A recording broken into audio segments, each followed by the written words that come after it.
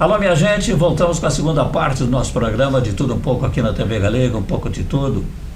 Cumprimentando você que chegou agora, ligou na televisão, está assistindo nosso programa, muito obrigado. Muito obrigado pela preferência, está assistindo aí o nosso programa de Tudo um pouco de tudo aqui na TV Galega, a imagem da cidade. Gente, nós estamos também, além da violência doméstica que eu falei há pouco no primeiro bloco, nós estamos enfrentando aí outra verdadeira guerra entre a bandidagem e as autoridades de segurança pública no nosso estado de Santa Catarina, principalmente a Polícia Militar, né? Infelizmente, na última quarta-feira, houve um confronto violento, troca de tiros, pessoas assustadas, porque o chumbo estava comendo dos dois lados, a polícia revidando o ataque que sofreu, os policiais entraram lá numa favela, em Florianópolis, não é Rio de Janeiro, São Paulo, não, foi em Florianópolis.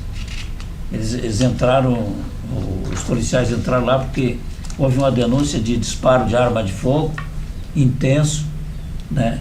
Os policiais foram entrar lá e acabaram se deparando com a bandidagem que estava atirando contra os policiais. Os policiais só revidaram e mataram 4 bandidos. 4. 2 homens suspeitos de integrar uma quadrilha, né? Foram presos também do tal do golpe do mecânico. Eita, estão inventando cada golpe aí que é brincadeira. Mas o que eu estou falando para vocês é isso aqui, ó. 4 criminosos mortos durante a operação do batalhão do BOP, no Papaquara, no norte da ilha de Florianópolis. Eles foram identificados. Um deles foi identificado como Bruno Ian Aparecido Alves, 29 anos, natural de Cambé, no Paraná. Os outros também, Eric Novaes dos Santos, 19 anos, natural de Itabuna, na Bahia. Christian Vitor de Oliveira Rodrigues, um adolescente de 17 anos, e João Pedro Benites da Silva Carey, de 17 anos, ambos naturais de Florianópolis. Agora, com a confirmação da identidade desse tal de Bruno Ian Aparecido Alves, as autoridades esclarecem a qualificação de todos os envolvidos. É uma briga entre essas facções, por exemplo, o PGC, primeiro Grupo Catarinense, esses aqui faziam parte desse grupo. E eles estão em litígio com o PCC, que está se infiltrando também nas principais capitais do país, está crescendo. Esse PCC aí, primeiro comando da capital, está dando muito trabalho para as autoridades, né? Então, não está fácil, gente. Olha, você está vivendo numa comunidade, de repente é tiro para lá, tiro para cá, e tem a tal bala perdida, que é um perigo, graças a Deus, nesse confronto de morrer esses 4 bandidos, né? Nós não tivemos aí vítimas inocentes, né? Nenhum policial foi ferido, né? Somente os marginais que foram abatidos pela pessoal do COBRA e também do BOP, que são policiais especiais para esse tipo de confronto, sabe lidar com isso aí, né? Isso aí não está muito bom, né, gente? Não é bom isso aí, não é bom isso aí, tá louco. É guerra urbana, e são armas de grosso calibre. Os policiais apreenderam fuzis 5.56, prenderam também um AR-15, olha só, prenderam também pistolas Glock com um prolongador com mais de 50 tiros. Você coloca o carregador, quem é atirador sabe disso, você coloca o carregador com prolongador e é uma metralhadora, vai embora, chega a esquentar o cano. Não é fácil, gente, lidar com gente com esse tipo de arma aí não é bom, não. E esse problema agora que está acontecendo, infelizmente, essa guerra que se iniciou, que hoje está fazendo o 6º dia, com milhares e milhares de pessoas, inocentes ou não, que perderam a vida, com essas bombas que são largadas, mísseis, agora drones, que são tipo kamikazes, vão lá e bate, explode, mata um monte de gente. Mataram aquele líder iraniano lá, o Khomeini, né, que sucedeu o Ayatollah Ruhollah Khomeini, e o Ayatollah Ruhollah Khomeini estava exilado na França quando o poder do Mohamed Reza Pahlavi perdeu, que ele foi banido do Irã, assumiu os ayatolás. E o Ayatollah Ruhollah Khomeini foi o primeiro a assumir depois da queda do Reza Pahlavi, né? E agora ele morreu há 10 anos atrás, ficou 10 anos no poder e morreu. Aí assumiu no lugar dele o Khamenei.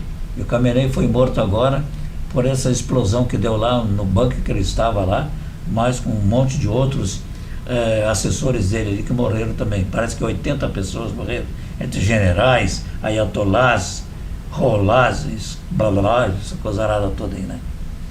Mas o presidente dos Estados Unidos, que foi o mentor de ele, mais o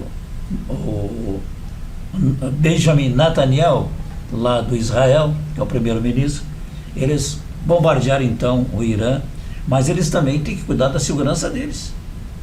E olha só como é que é o automóvel que carrega o Donald Trump, presidente dos Estados Unidos. Olha, confira aí. Blindagem balística? Sim, isso mesmo. Olha a grossura dessa porta, são 20 centímetros de puro aço e metal pesado. É tão pesado que os guardas precisam de força para fechar. Nem um míssil direto consegue atravessar isso daí. E o vidro? Esquece, tem 13 centímetros de espessura. É como se ele estivesse viajando dentro de um cofre de banco. E não tenta puxar a maçaneta, viu? Se não for autorizado, o carro te dá um choque na hora. E tem mais, se alguém começar a perseguir, ele solta óleo na pista para o carro de trás derrapar e ainda cria uma cortina de fumaça para sumir no mapa. E se furar o pneu, ele continua andando no aro de metal, como se nada tivesse acontecido. E o melhor, em alta velocidade. Tem até bolsas de sangue do tipo sanguíneo do presidente, caso aconteça algum tipo de emergência. A segurança é tanta que ele nunca anda sozinho. Ele tem uma frota de carros em volta que usa sinal de satélite para desviar até mísseis antes de chegar perto. E você se sentiria seguro num bichão desse? É uma blindagem, né, gente? É uma blindagem, né? Nossa senhora, pneu fura, mas vai rodando, né? A bala pega, pode até trincar, mas não atinge ele. E dentro no interior desse veículo, do presidente Donald Trump, ele tem até bolsa de sangue do mesmo sangue do presidente, caso ele seja ferido e precisar de uma transfusão de sangue. Olha só como é que estão as coisas, né? Nossa senhora, só Deus mesmo, né? Eles se cuidam de tudo que é jeito, mas o Donald Trump escapou há pouco tempo, antes dele ser eleito ainda, que ele era candidato, ele escapou lá, pegou um tiro na orelha. Porque se ele faz assim, aí aqui, ó, aí tchau e benção. Coisa muito séria isso aí, gente. Então, voltando a falar sobre esse negócio dessa guerra que está acontecendo aí, isso aí vai trazer prejuízo para todo mundo. Vai ter aumento de combustível, vai ter escassez de alimento, de remédio, né? Cancelados voos. Quantos voos estão sendo cancelados agora? Como é que você vai andar no meio de uma guerra dessa aí com um avião para lá, foguete para cá, míssil para lá, bomba para ali, bomba para aqui? Como é que você vai andar com um avião civil? Não tem como andar. É muito arriscado. Então tem um monte de gente do Brasil que estão chorando para voltar para o Brasil e não conseguem voo. Estão trancados. Atletas, inclusive aqui de Blumenau, pessoas que ganharam medalhas, né, tiveram dificuldades para regressar. Então a guerra não adianta, não traz vantagem nenhuma. Olha o que aconteceu com o Iraque. Porque tem bomba, estou armazenando urânio, não sei, plutônio, não sei o que mais, para fazer bombas, para fazer mísseis, não sei o que lá. E foram ver, não tinha coisa nenhuma. A aviação deles, a Força Aérea do Iraque, sucateada. Os aviões tudo velho, caindo nos pedaços. Os próprios soldados, que não eram aqueles que estavam cercados, do ditador iraquiano, Saddam Hussein, né? Os outros soldados pequenos andavam de calça jeans, de tênis furado e um capacete na cabeça com fuzil, aquele AK-47, que é o Kalashnikov, de fabricação russa. tinha porcaria nenhuma. Fizeram aquele barulho, tacaram-lhe fogo, arrebentaram, e agora está lá o Iraque, sucateado, quebrado, né? Não adianta, a guerra não traz benefício nenhum, só traz coisa ruim. Só traz coisa ruim. Né? Teria que ter diálogo entre essas lideranças, conversar através do diálogo. Oh, peraí, vamos dar um jeito. Né? Agora a China está quietinha, né? Aí tem a Rússia, a China, a Rússia, Cuba e outros países torcem para o Irã. Aí agora já aquele primeiro-ministro lá primeiro-ministro da Espanha já disse pro Trump, não, aqui tu não vai fazer base nenhuma, eu não quero saber disso aí, quer fazer teus rolos, faz para lá. Claro, porque daí se cria uma base ali na Espanha, vem bomba do Iraque, onde tem base americana, eles estão bombardeando. Não tem. Arábia Saudita, no Catar, no Kuwait, no Iraque, enfim, na Turquia, né? E no Líbano, enfim. E tem ainda aquele Hezbollah lá, que é outros carniceiros lá, né? Tem guerra contra Israel, invadir Israel no ano passado, você lembra? Tá feia a coisa, minha gente. E nós aqui, o nosso país aqui, nosso presidente até o presente momento, né, ele só diz que gosta de diálogo, que só quer saber de diálogo, que não adianta. Nesse ponto até eu concordo, porque não adianta brigar entre si.